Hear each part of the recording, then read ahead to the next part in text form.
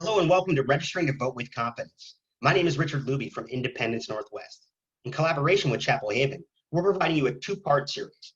This first video is to discuss the importance behind an individual vote, and in particular, the importance and power behind our disability community's vote.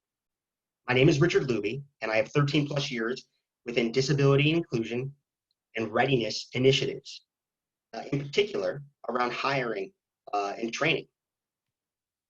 Most recently, I'm one of the newest members of Independence Northwest. Here's a quick snapshot of our organization. We are a one-stop resource for disability services in Northwest Connecticut.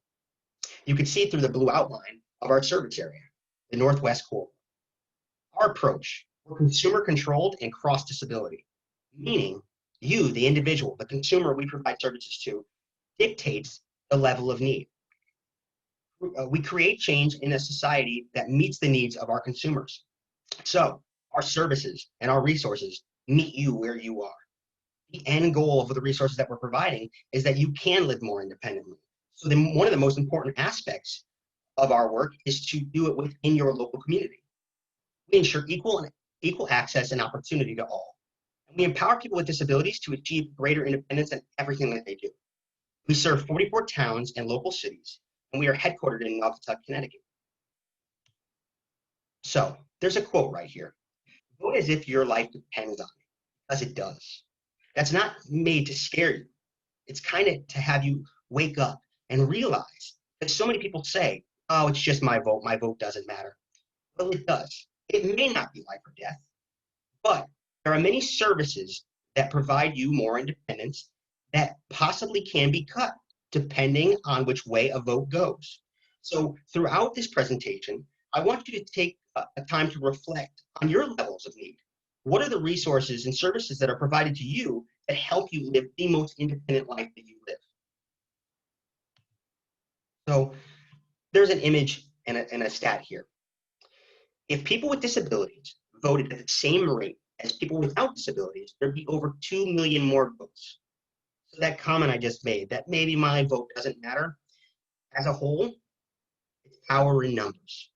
Many of us have the similar levels of need. Not all. We might not need the same exact services or resources, but we have similar needs.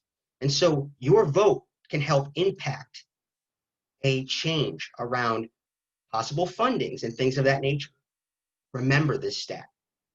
Your vote does matter. You're part of one of the largest populations on this planet. Think about it. The disability community is so large. A disability does not discriminate.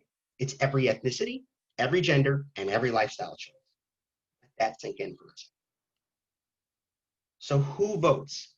I was kind of getting to it. We all do. Well, we all should.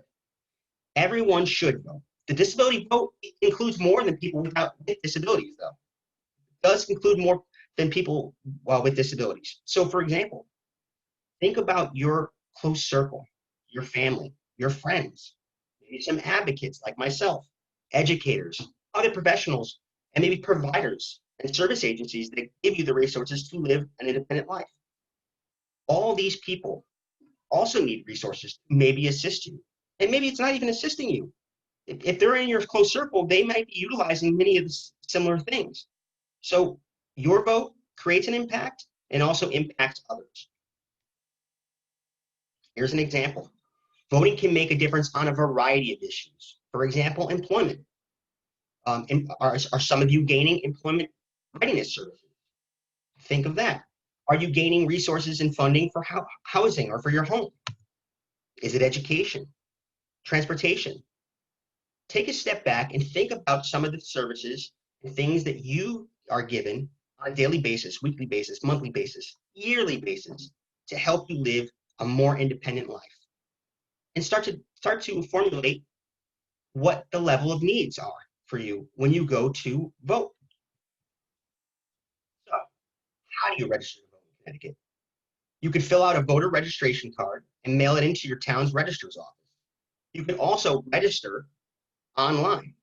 And that's something that we'll be doing in our second part series. I'll be walking you through a visual and video presentation on how to register online. Some of us may be casting an absentee ballot, and that's quite all right, especially in this time and age right now with COVID-19. Absentee ballot applications were sent out to registered voters in mid-September. If you did not receive one, you can contact your local registrar's office or download a copy from the Secretary of State's website here. And the link is here. And if I'm moving too quickly, I will give you my contact information at the end of this video. You can also reach out to a local representative at Chapel Hill. Absentee ballots.